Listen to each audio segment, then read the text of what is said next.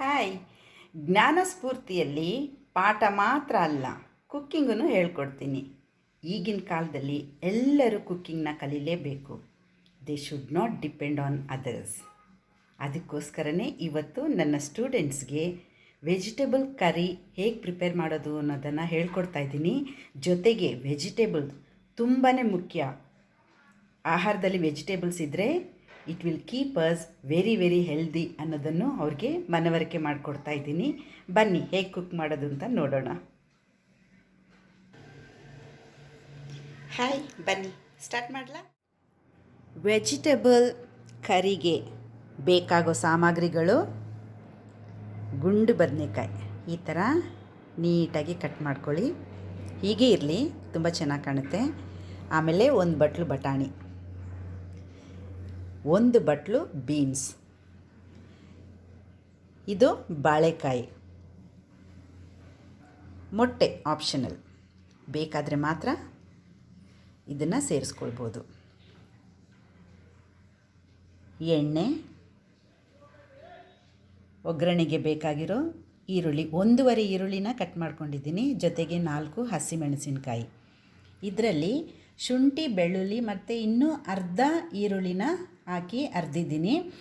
ಜೊತೆಗೆ ಇದರಲ್ಲಿ ಏಲಕ್ಕಿ, ಲವಂಗ ಮತ್ತು 2 ಚಕ್ಕೆ ಪೀಸಸ್, ಆಮೇಲೆ ಚಾಪ್ ಮಾಡಿರೋ ಕೊತ್ತಂಬರಿ ಸೊಪ್ಪು, ಉಪ್ಪು, ಆಮೇಲೆ ಇದು ತೆಂಗಿನ ಹಾಲು. ತೆಂಗಿನಕಾಯಿನ ಚೆನ್ನಾಗಿ ಅರಿದು ಹಾಲನ್ನು ತೊಗೊಂಡಿದ್ದೀನಿ, ಅದರಿಂದ ಕೋಕೋನಟ್ ಮಿಲ್ಕ್. ಇದು ಟೊಮ್ಯಾಟೊ, 5 ಟೊಮ್ಯಾಟೊನ ಅರ್ದಿದ್ದೀನಿ. ಇದರಲ್ಲಿ ಮೆಣಸಿನ್ಕಾಯಿ ಇದೆ, ಮೆಣಸಿನ್ಕಾಯಿ ಪುಡಿ ಇದೆ, ಆಮೇಲೆ ಧನಿಯಾ ಪುಡಿ, ಅರಿಶಿನ ಪುಡಿ, ಜೊತೆಗೆ ಸ್ವಲ್ಪ ಗರಂ ಮಸಾಲನೂ ಇದೆ. ಇದಿಷ್ಟು ಇವತ್ತಿನ ವೆಜಿಟೇಬಲ್ ಕರಿಗೆ ಬೇಕಾಗಿರೋ ಸಾಮಗ್ರಿಗಳು. ಪಾತ್ರೆ ಕಾದಿದೆ.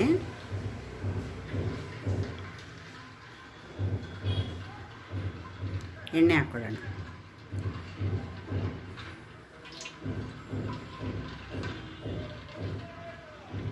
ಎಣ್ಣೆ ಕಾಯೋಕೆ ಬಿಡಿ. ಎಣ್ಣೆ ಕಾದಿದೆ, ಈರುಳ್ಳಿ ಹಾಕೋಣ.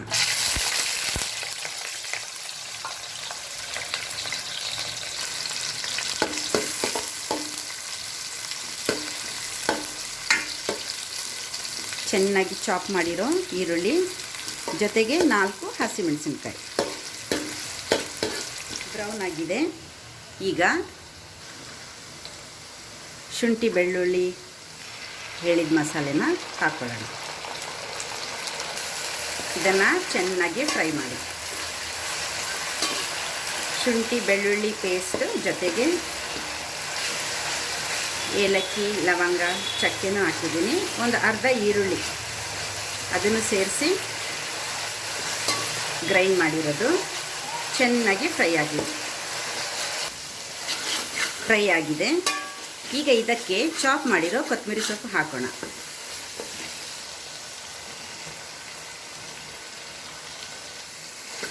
ಇದನ್ನು ಚೆನ್ನಾಗಿ ಮಿಕ್ಸ್ ಮಾಡಿ.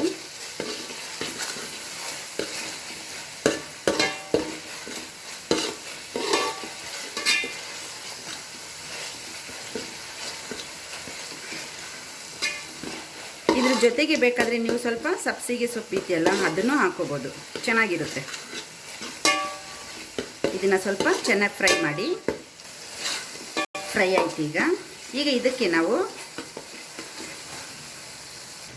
ರೆಡಿಯಾಗಿ ಇಟ್ಕೊಂಡಿರೋ ಮೆಣಸಿನ್ಕಾಯಿ ಪುಡಿ, ಧನಿಯಾ ಪುಡಿ, ಅರಿಶಿನ ಪುಡಿ ಮತ್ತು ಸ್ವಲ್ಪ ಗರಂ ಮಸಾಲೆ ಇರೋದನ್ನು ಮಿಕ್ಸ್ ಮಾಡೋಣ. ಇದನ್ನು ಚೆನ್ನಾಗಿ ಮಿಕ್ಸ್ ಮಾಡಿ ಫ್ರೈ ಮಾಡಿ.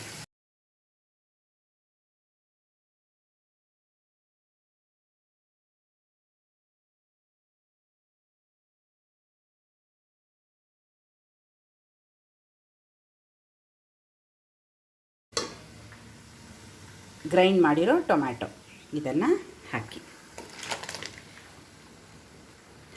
ಚೆನ್ನಾಗಿ ಮಿಕ್ಸ್ ಮಾಡಿ ಫ್ರೈ ಮಾಡಿ.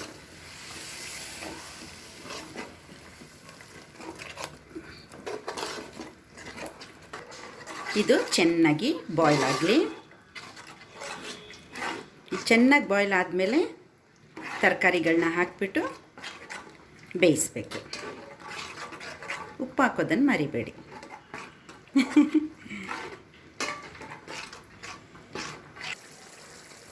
ಮಸಾಲೆ ಚೆನ್ನಾಗಿ ಬಾಯ್ಲ್ ಆಗಿದೆ, ಫ್ರೈನೂ ಆಗಿದೆ. ಈಗ ಇದಕ್ಕೆ ಮೊದಲು ಬೀನ್ಸ್ನ ಮಾತ್ರ ಸ್ವಲ್ಪ ಬೇಯಿಸ್ಕೊಳ್ಳಿ. ಉಪ್ಪು ಹಾಕಿಬಿಟ್ಟು ಸ್ವಲ್ಪ ಬೇಯಿಸ್ಕೊಳ್ಳಿ. ಬೇರೆ ತರಕಾರಿಗಳನ್ನೆಲ್ಲ ನೀವು ಹಾಗೆ ಮಸಾಲೆಯಲ್ಲಿ ಹಾಕಿ ಬೇಯಿಸ್ಬೋದು. ಬೀನ್ಸ್ ಹಾಕಿಬಿಡೋಣ.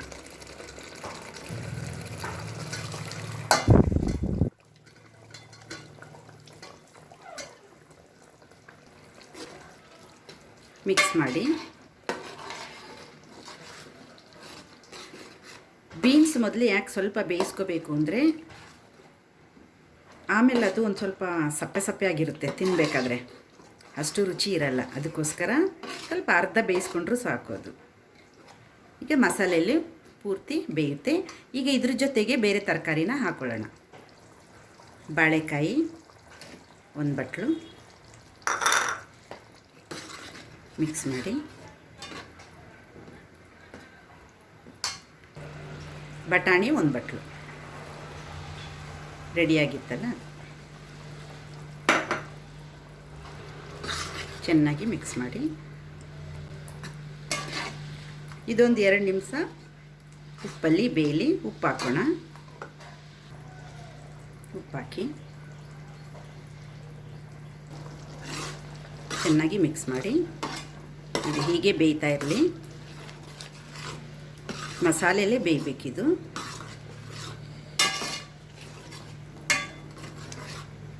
ಇದೊಂದು 2 ನಿಮಿಷ ಅಥವಾ 5 ನಿಮಿಷ ಬೆಂದ ಮೇಲೆ ರೆಡಿಯಾಗಿರೋ ಬದನೆಕಾಯಿನ ಹಾಕ್ಬೋದು. ಈ ವೆಜಿಟಬಲ್ನ ಮಕ್ಕಳು ತುಂಬ ಚೆನ್ನಾಗಿ ತಿಂತಾರೆ, ಬೇಡ ಅಂತ ಹೇಳೋದೇ ಇಲ್ಲ, ಅಷ್ಟು ಚೆನ್ನಾಗಿರುತ್ತೆ. ಬೇಕಾದ್ರೆ ಈ ಮಸಾಲೆಗೆ ನೀವು ಪನ್ನೀರ್ ಹಾಕಿ ಕೊಟ್ಟರು ತೊಂದರೆ ಇಲ್ಲ. ಬಟ್ ತುಂಬ ಪನ್ನೀರ್ ತಿನ್ನಬಾರ್ದು, ಅದನ್ನು ಆದಷ್ಟು ಅವಾಯ್ಡ್ ಮಾಡಿದ್ರೆ ಒಳ್ಳೆಯದು. ಇದಕ್ಕೆ ಬದನೆಕಾಯಿನ ಹಾಕಿ. ಯಾಕೆ ಹೀಗೆ ಹಾಕ್ತಾಯಿದ್ದೀನಿ ಅನ್ಕೋತೀರಾ? ಆಮೇಲೆ ನೀವು ಬೆಂದಾದಮೇಲೆ ಕಟ್ ಮಾಡಿ ಇದ್ರೊಳಗೆಲ್ಲ ಮಸಾಲೆ ಹೋಗುತ್ತೆ. ಬೆಂದಾದಮೇಲೆ ಯಾರಿಗೆ ಬದನೆಕಾಯಿ ಬೇಕೋ ಅವ್ರಿಗೆ ಮಾತ್ರ ಕೊಟ್ಟರೆ ಆಯಿತು. ತುಂಬ ಮಂದಿ ಆಮೇಲೆ ಇದನ್ನು ಮಿಕ್ಸ್ ಮಾಡಿ. ಇದರೊಳಗೆಲ್ಲ ಈಗ ಮಸಾಲೆ ತುಂಬಿ ಉಪ್ಪು ಹಾಕಿದ್ದೀನಿ ಆಲ್ರೆಡಿ. ಈಗ ಇದು ಚೆನ್ನಾಗಿ ಬೇಯಲಿ. ಇನ್ನೊಂದು 15 ಮಿನಿಟ್ಸ್ ಇದು ಹೀಗೆ ಬೇಯಲಿ. ಇದು ಬೆಂದಾದಮೇಲೆ ತೆಂಗಿನ ಹಾಲನ್ನು ಹಾಕ್ಬೋದು. ಇದು ಫೈನಲ್. ಬೆಂದಿದೆ. ಈಗ ಇದಕ್ಕೆ ತೆಂಗಿನಕಾಯಿ ಹಾಲು ಹಾಕ್ಬಿಡೋಣ. ನಾನು ನೀರು ಹಾಕಿರಲಿಲ್ಲ, ಯಾಕಂದರೆ ತೆಂಗಿನಕಾಯಿ ಹಾಲಲ್ಲೇ ತುಂಬ ನೀರಿದೆಯಲ್ಲ, ಅದಕ್ಕೆ ನಾನು ನೀರು ಹಾಕಿರಲಿಲ್ಲ. ಸೊ ಈಗ ಮಿಕ್ಸ್ ಮಾಡಿ ನೋಡಿ. ನೀರು ಸಾಕಾದರೆ ಓಕೆ, ಸಾಕಾಯ್ತು ಅನಿಸುತ್ತೆ. ಏಕೆಂದರೆ ತೆಂಗಿನಕಾಯಿ 5 ಮಿನಿಟ್ಸ್ ಸಾಕಿದು. ಚೆನ್ನಾಗಿ ಬೆಂದುಬಿಟ್ರೆ ಬಾಯ್ಲ್ಡ್ ಎಗ್ ಸ್ವಲ್ಪ ಮಧ್ಯೆ ಮಧ್ಯೆ ಕಟ್ ಮಾಡಿದ್ದೀನಿ, ಯಾಕಂದರೆ ಅದ್ರ ಒಳಗಡೆ ಮಸಾಲೆ ಹೋಗಲಿ ಅಂಥೇಳಿ. ಅದನ್ನು ಸೇರಿಸಿ ಹೀಗೆ ಆಪ್ಷನಲ್. 5 ಮೊಟ್ಟೆ, 5 ಗುಂಡು ಬದನೆಕಾಯಿ ಜೊತೆಗೆ ಬಟಾಣಿ, ಬೀನ್ಸ್, ಬಾಳೆಕಾಯಿ ಇದೆಲ್ಲ ಹಾಕಿ ಮಸಾಲೆ ಹಾಕಿ ಮಾಡಿದ ವೆಜಿಟೇಬಲ್ ಕರಿ ಸಾಂಬಾರ್. ವಾವ್, ಎಷ್ಟು ಟೇಸ್ಟಿಯಾಗಿರುತ್ತೆ ಗೊತ್ತಾ? ನೀವು ಇನ್ನೂ ಬೇಕು ಅಂತ ಹೇಳಿ ಹಾಕಿಸ್ಕೊಂಡು ತಿಂತೀರಾ. ಸೊ ಮನೇಲಿ ಟ್ರೈ ಮಾಡಿ. ಊಟ ರೆಡಿ. ಮಾಡಿದುಣ್ಣೋ ಮಾರಾಯ ಅಂತ ಫಸ್ಟ್ ನಾನು ಟೇಸ್ಟ್ ಮಾಡ್ತೀನಿ. ಅನ್ನದ ಜೊತೆಗೆ ತಿಂತಾಯಿದ್ದೀನಿ, ಮಧ್ಯಾಹ್ನ ಅಲ್ವಾ, ಅದಕ್ಕೆ. ಬನ್ನಿ ಊಟಕ್ಕೆ ಎಲ್ಲರೂ, ರುಚಿ ನೋಡಿ, ಮನೇಲಿ ಮಾಡಿ ಆಯಿತಾ?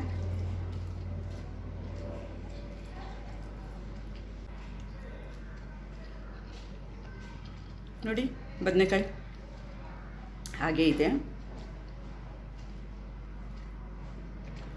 ಮೊಟ್ಟೆ ಅನ್ನ ಸ್ವಲ್ಪ ಸಾಕು, ಜಾಸ್ತಿ ಬೇಡ. ತರಕಾರಿ ಎಲ್ಲ ಇದೆಯಲ್ಲ. So balance diet. ಏನೇ ಮಾಡಿದ್ರು ಪ್ರೀತಿಯಿಂದ ಇಷ್ಟಪಟ್ಟು ಮಾಡಿದಾಗ ಸಕ್ಸಸ್. ತುಂಬ ರುಚಿಯಾಗಿದೆ. ಎಲ್ಲ ತರಕಾರಿ ಮಿತವಾಗಿ ಬೆಂದಿದೆ, ಅದಕ್ಕೆ ಒಂದೇ ಸಾರಿ ಹಾಕ್ಬಿಡ್ಬಾರ್ದು ಎಲ್ಲ ತರಕಾರಿನ. ಬೀನ್ಸ್ ಸ್ವಲ್ಪ ಟೈಮ್ ತೊಗೊಳುತ್ತೆ ಬೇಯೋಕ್ಕೆ. ಬಟಾಣಿ ತೊಂದರೆನೇ ಇಲ್ಲ, ಅರ್ಧ ಬೆಂದಿದ್ರೂ ಅದು ರುಚಿಯಾಗಿರುತ್ತೆ.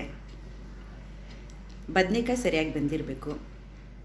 ತುಂಬ ಬೆಂದ್ಬಿಟ್ರೂ ಅದು ಒಂಥರ ಎಲ್ಲ ಸಾರಲ್ಲಿ ಮಿಕ್ಸ್ ಆಗಿಬಿಡುತ್ತೆ, ಚೆನ್ನಾಗಿರಲ್ಲ. ಈಗ ನೋಡಿ ಎಲ್ಲ ಮಿತವಾಗಿ ಬೆಂದಿದೆ, ತುಂಬ ಟೇಸ್ಟಿಯಾಗೂ ಇದೆ.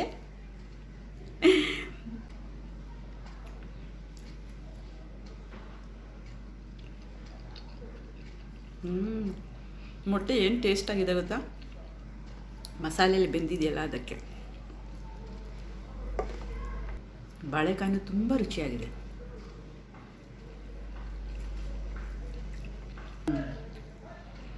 ಭರ್ಜರಿ ಊಟ.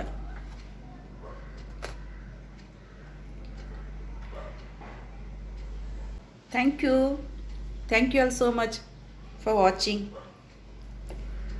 ಟ್ರೈ ಮಾಡಿ, ನಿಜವಾಗ್ಲೂ ತುಂಬ ಚೆನ್ನಾಗಿದೆ.